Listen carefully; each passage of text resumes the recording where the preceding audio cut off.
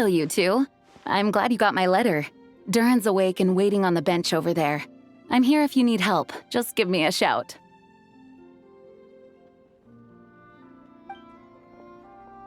Oh, hey, you two. I just remembered what happened right before I passed out. Thanks for holding me back. I shudder to think what might have happened if you hadn't. I'm fine now. It's just... a lot of people seem to have forgotten me. It felt so strange. After I realized no one recognized me anymore, I suddenly felt like I'd completely lost contact with my body. Abyssal power lies sealed within this body I inhabit. So when I lost my connection to it, I lost control of that power too.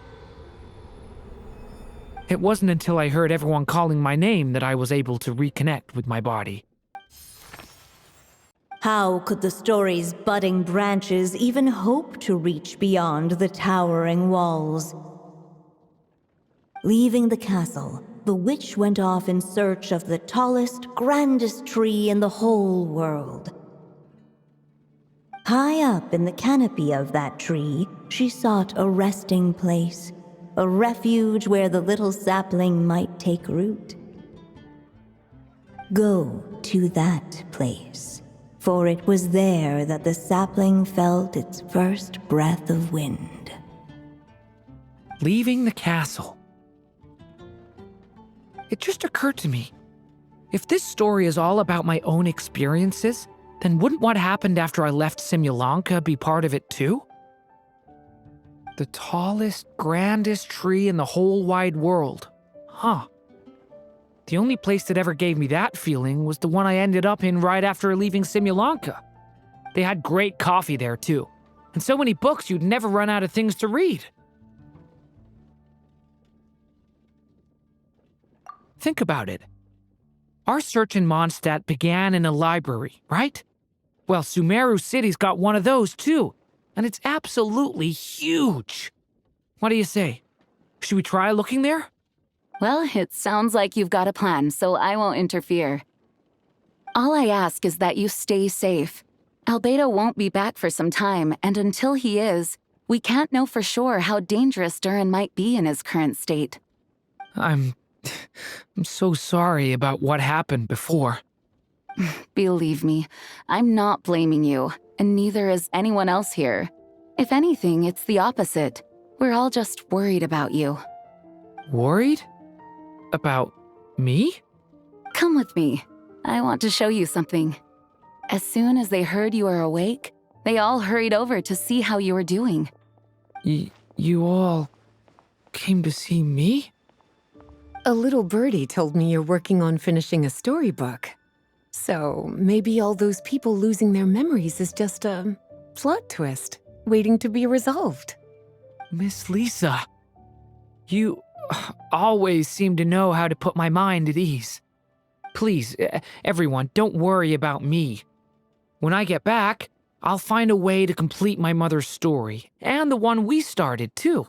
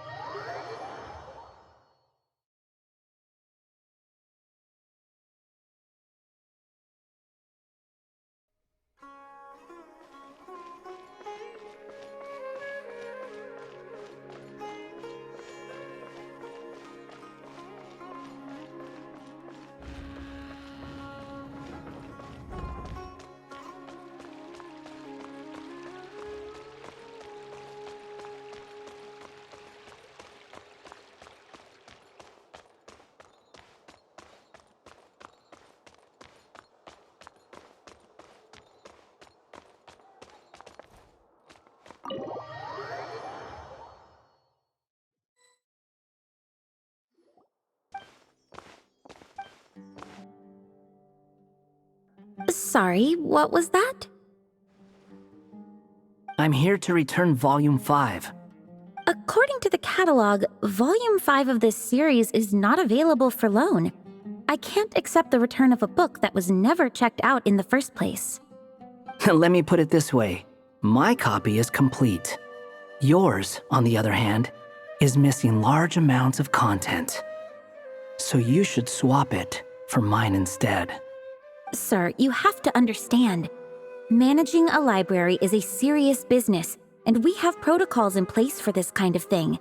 I can't just replace an important volume in our collection based on nothing more than your word.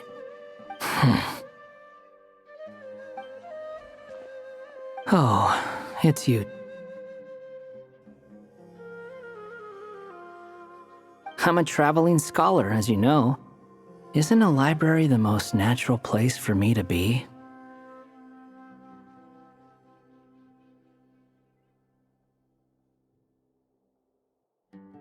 There were some things I needed to come back and take care of. Some documents had gone missing, so I tracked them down, restored them to their original condition. And now, I'm here to return them. And considering what I'm planning to do next, it feels like a weight off my shoulders. What's going on with you, huh? You look like a kicked puppy. Hat guy. At least you haven't forgotten about me. What's that supposed to mean?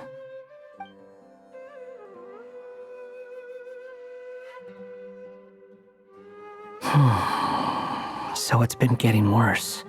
After he left Simulanka, he spent some time traveling Sumeru with me.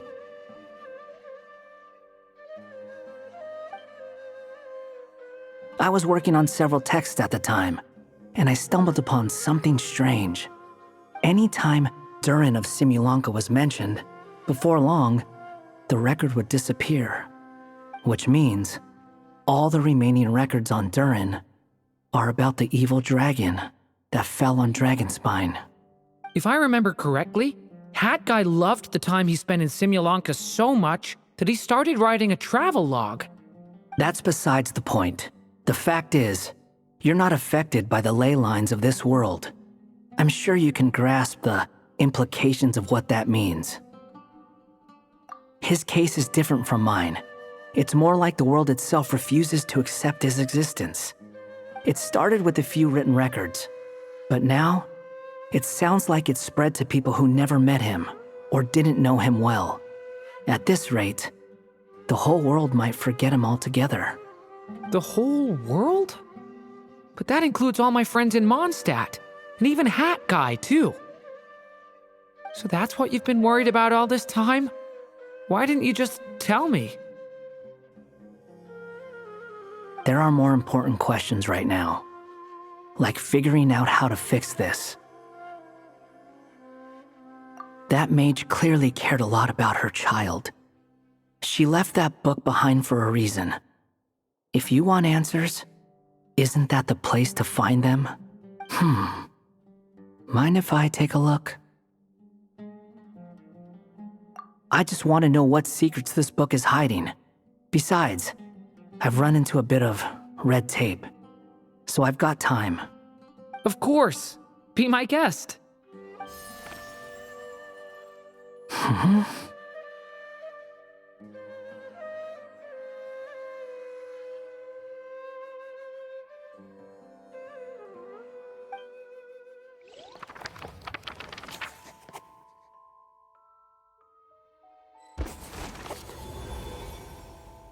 The little dragon became companions with a stray cat with dark blue fur. It was a friendship born of all they had in common. He left his castle at the stray's invitation, setting out to explore the world beyond its walls. There, he grew fond of the outside world, eager to make friends and share the story of his life.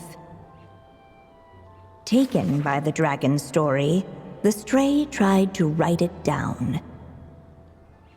But he soon realized that no matter how he tried, it would always warp into the evil dragon's tale.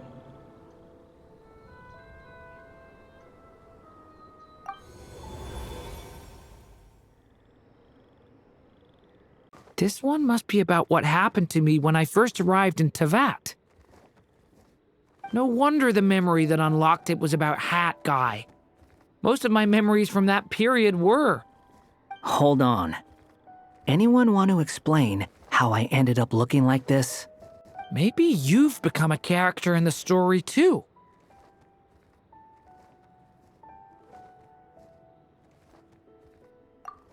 You see me as a stray cat?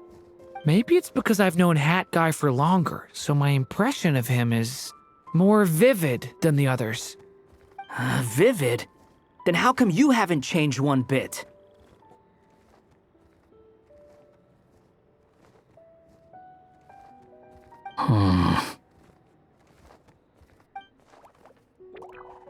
Hello, everyone! Ready for today's adventure? Oh. So you're not playing yourself in this one? Does that mean the two of you have even more memorable roles to play? Where are we going today, kitty cat? Whatever. Just follow me. Same as always. Okie dokie! Can we chat along the way? If you have something to say, just say it.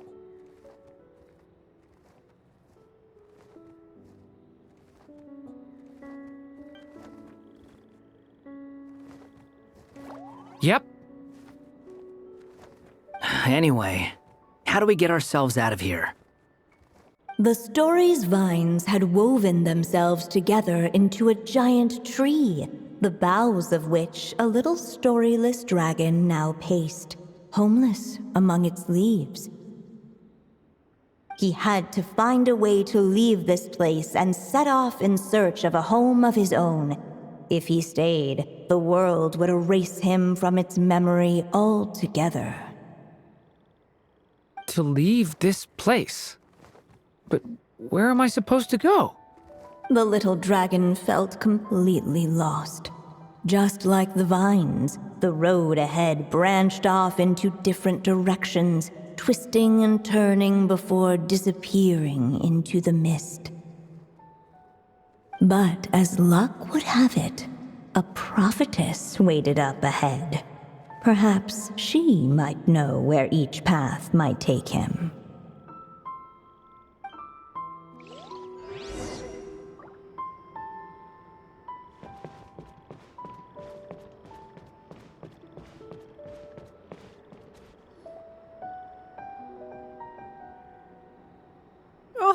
You must be the little lost dragon. It's true. My friends and I are lost.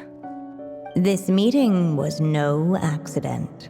The prophetess was in fact the seer witch, here to present her promised gift.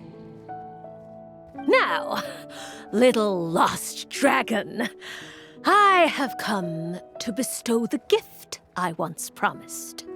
A prophecy. A prophecy? Hear me now, for my prophecy is this. One day, the dragon from beyond the castle shall be reborn, and none may avert its coming. The wind took the prophecy and swept it off into the distance. And so, the little dragon was shown a path to wander. As far as I remember, once that alchemist from Mondstadt learned about the prophecy, he chose to stand with you against the evil dragon. So, what does any of this have to do with you being forgotten?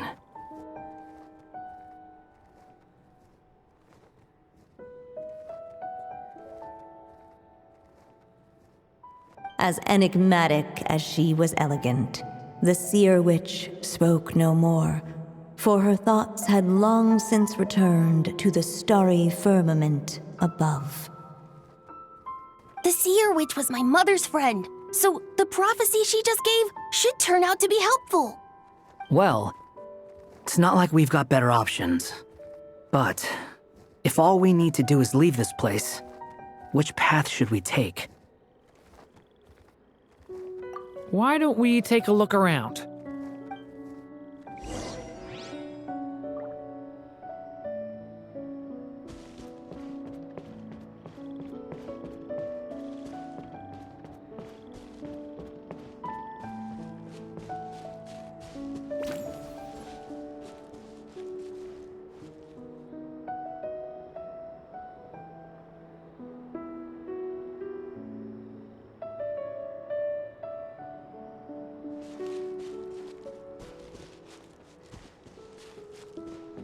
Looking back the way he had come, the little dragon saw a gentle glow, a warm light that reminded him of somewhere familiar.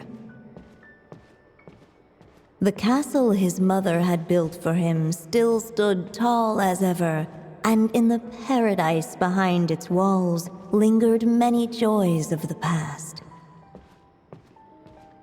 Its gates were always open for him, a haven.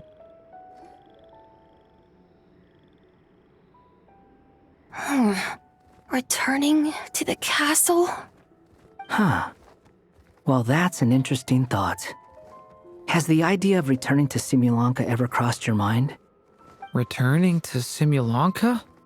Think about it. It's a place where a heartfelt wish is all it takes to rewrite the cruelest fate.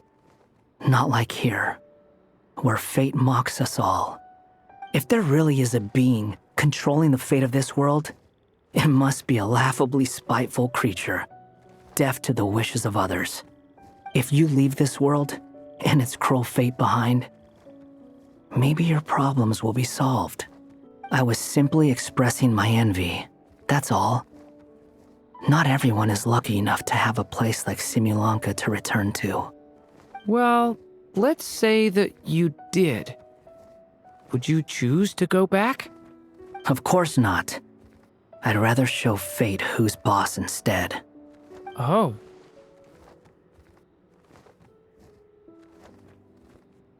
I just need some time to think this over.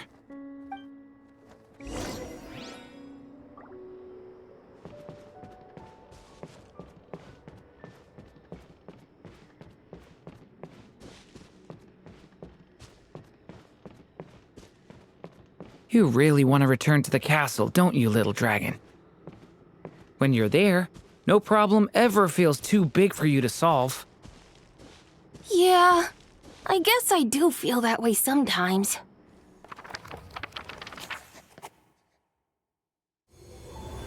As the little dragon slipped back inside the castle's walls, the clamor of the outside world fell away. There was no danger here, no problems for the little dragon to resolve. As soon as his mother finished her story, it was time for the child to drift off into the world of dreams. And so the story ended, with the little dragon fast asleep in his castle, just like he had never even hatched. What's going on? I feel so weak.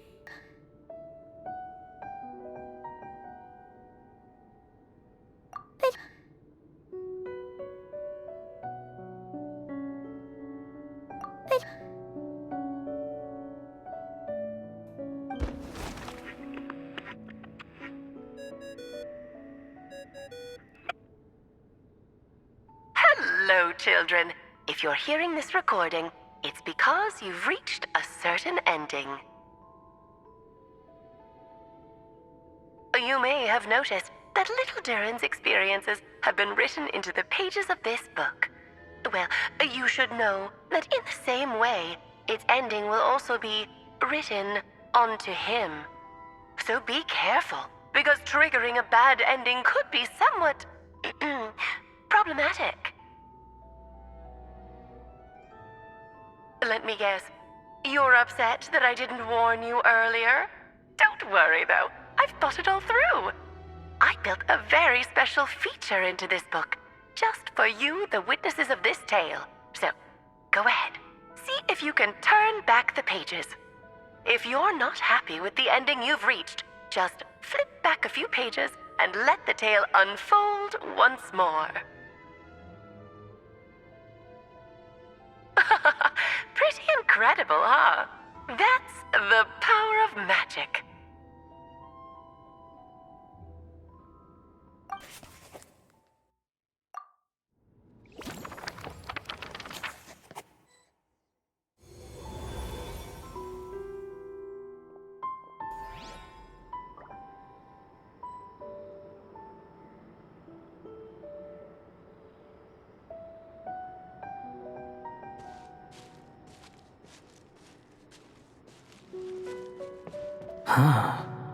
Looks like there's another path over here. The secrets he sought led the stray to discover another path forward, though it was overgrown with bristling thorns.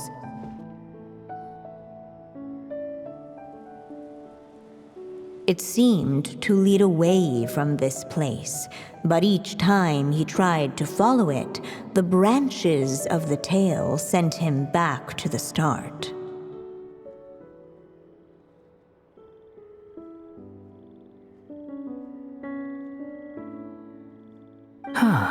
So the author managed to work this book into the story too. I'll hand it to her. This book is fascinating. What's going on here? When I first realized you were being forgotten by the world, I thought it might be because you spent too much time with me. In which case, the only hope of a cure would be to cut our ties for good. What makes you think that? Once upon a time, the stray tore apart his own story and was forgotten by the world beyond the castle. He believed the story had cursed him, and that his misfortune had rubbed off upon the little dragon. The story's curse. It was just a suspicion before, but now I think it's something we have to try. One of the story's branches is a path I can't take. If you follow it out of here, I won't be part of your story anymore. Considering what the strange magic in this book is capable of, making that choice could cut our connection once and for all.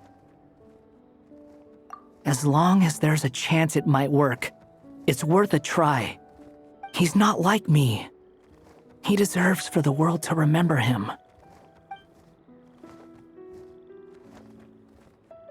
Well, maybe Hat Guy has his reasons for thinking that way, but that's not the kind of decision I can make so easily.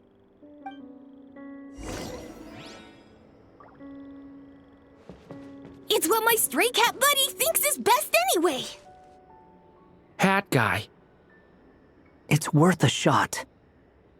Just don't let this world forget who you are.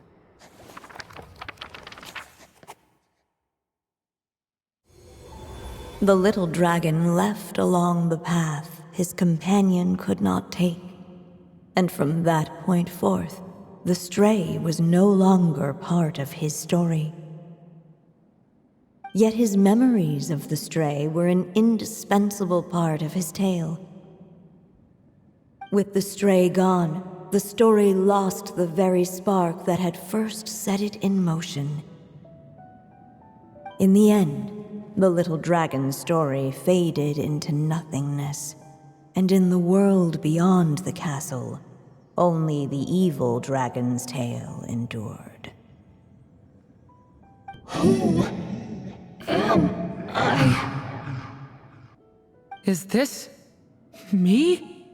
And so the story ended, with the little dragon fading from sight, leaving nothing but the evil dragon's shadow in his place.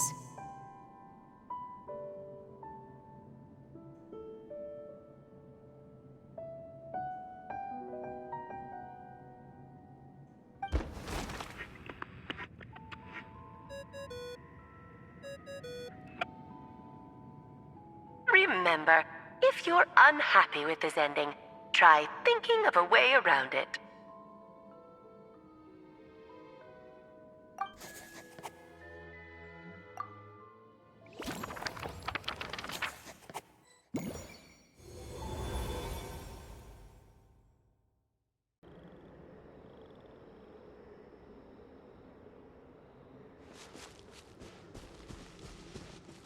The wind kept blowing, but the little dragon had not yet resolved to follow it. Before him lay a foggy path, and where it might lead he could not tell.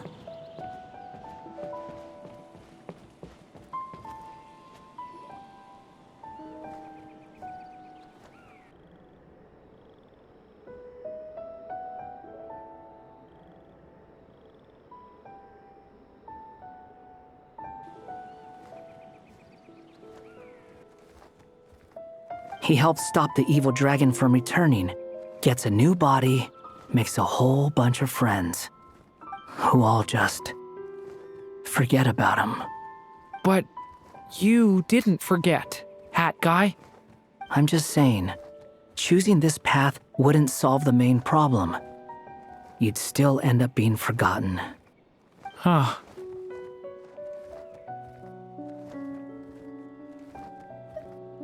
I'm not against choosing this path.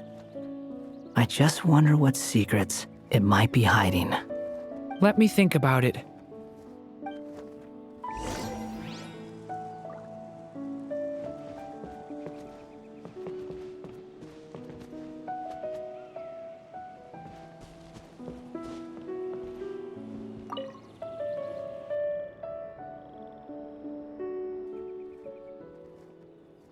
Yep, that's the Durin, all right.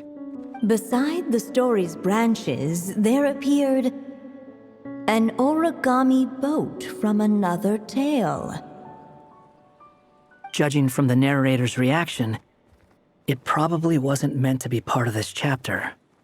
This was the exact boat that Hat Guy and I rode when we set off to explore Teyvat. Wow! So we can actually ride it? Of course, and it can even fly. Back in Simulanka, me and my friends used to be able to hop on and get almost anywhere in no time. Whenever I'm lost in Teyvat, I can't help thinking about it. Imagine how great it would be if they had something like this there, too. So did the little dragon become enraptured by this fantasy. And fantasy it was, for in the world beyond the castle, no paper boat had ever flown before. Oh, yeah. How could a paper boat even fly?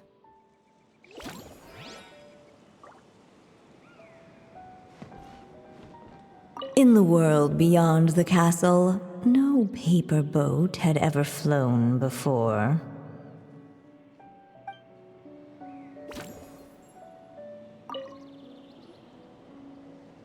In the world beyond the castle, no paper boat had ever flown before. Hey, if our goal is to just leave this place, what's stopping us from riding it out of here? But paper boats can't fly in the world outside the castle, silly. You really think it'll fly? Well, we can give it a try, can't we? When I first left Simulanka, I encountered all sorts of difficulties. And it was mainly because, just like the other characters in the storybook world, I only knew how to handle things the way the story said to. But actually, the real world is full of endless possibilities. And if I'd thought about it differently, I'd have realized none of those difficulties existed in the first place. What I'm trying to say is, who says we can't make paper boats fly? Even in the world beyond the story. We just have to find a way. Okay, let's do it. Finally, the little dragon and his friends decided to climb aboard the paper boat. And to their wonder, it really did take flight. Whoa, so it really can fly after all. Come on, it's time to leave this place. Carried by the wind, the boat took flight, bound for the place foretold by the prophecy. Unless the little dragon kept moving, eventually he would be forgotten.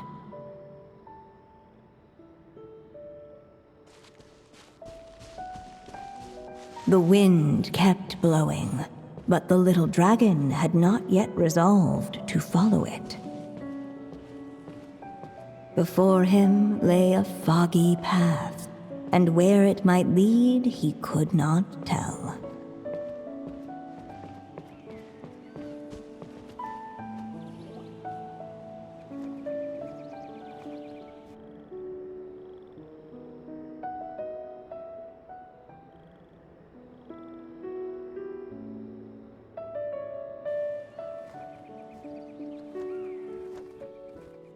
He helps stop the evil dragon from returning, gets a new body, makes a whole bunch of friends who all just forget about him.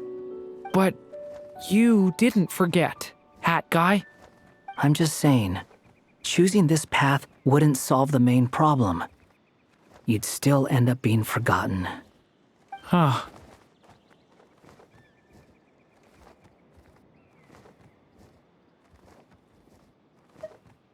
I'm not against choosing this path. I just wonder what secrets it might be hiding. Let me think about it.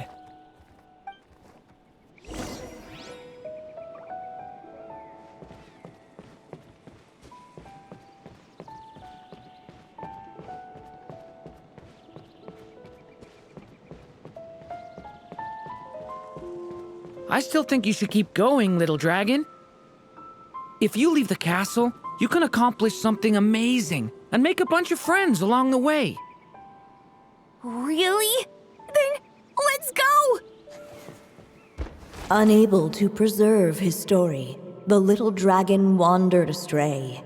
Fortunately for him, a certain prophetess had left behind a prophecy to guide him. The wind took the prophecy and swept it off into the distance, and so the little dragon was shown a path to wander.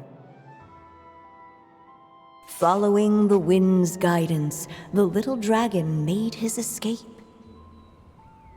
In turn, the prophetess affirmed the little dragon's choice, leaving an extra secret as her parting gift. Now that you've made up your mind, I shall keep my promise by explaining fate's little trick. Long, long ago, the gods of the high heavens gave the world outside the castle a magic of its own. They called it storytelling.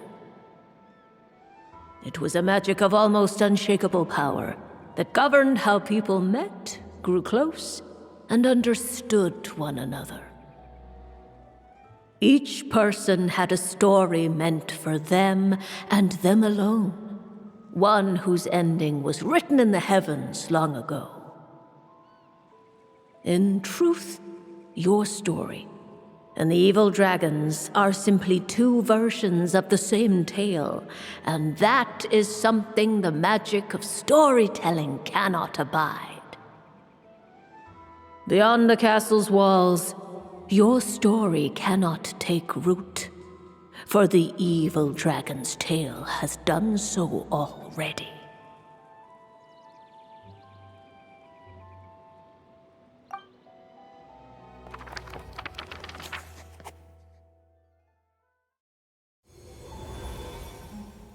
Huh.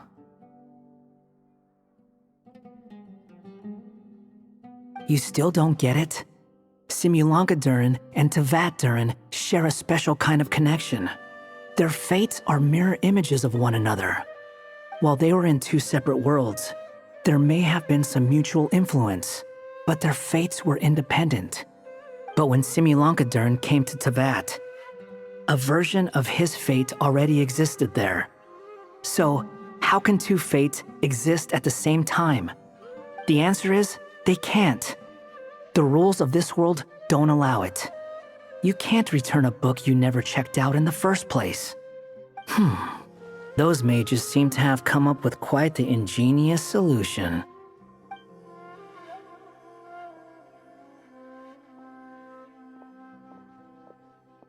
I'm here to make a return. As I said, there's no record of Volume 5 of this series ever being checked out. Then just think of this as Volume 6. Based on what I know, the author was planning on publishing another volume anyway. The catalog does have a slot reserved for Volume 6. So, this is it?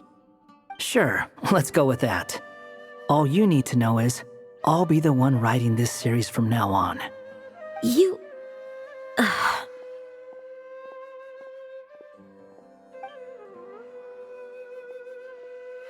Remember the red tape I mentioned before? Well, I just took care of it. Now, I guess you'll be off to see your alchemist friend? It should be pretty obvious by now. He has the answers you're looking for.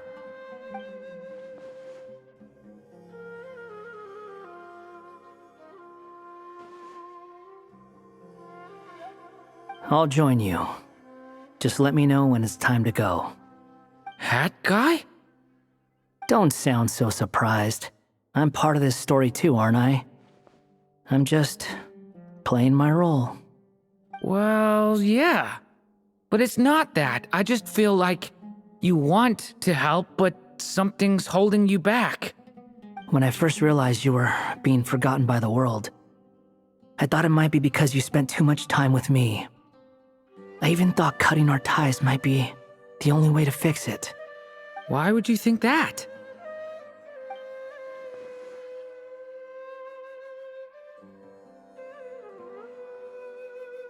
It doesn't matter now. Judging from the answer this book has given us, I was probably overthinking it. Just as well, with the ley lines rejecting him like this, the people who still remember him are his only remaining connection to this place.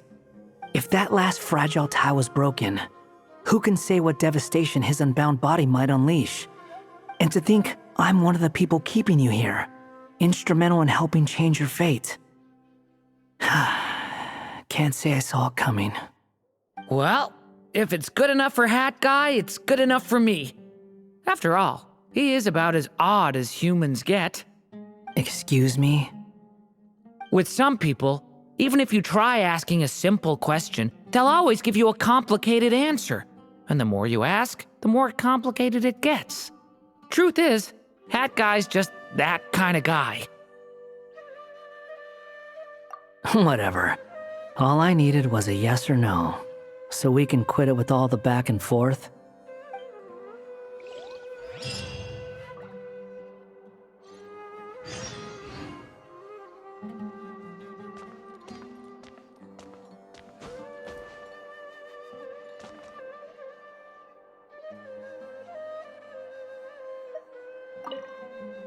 I'm sticking around for the next few days. So, when it's time to go, you know where to find me.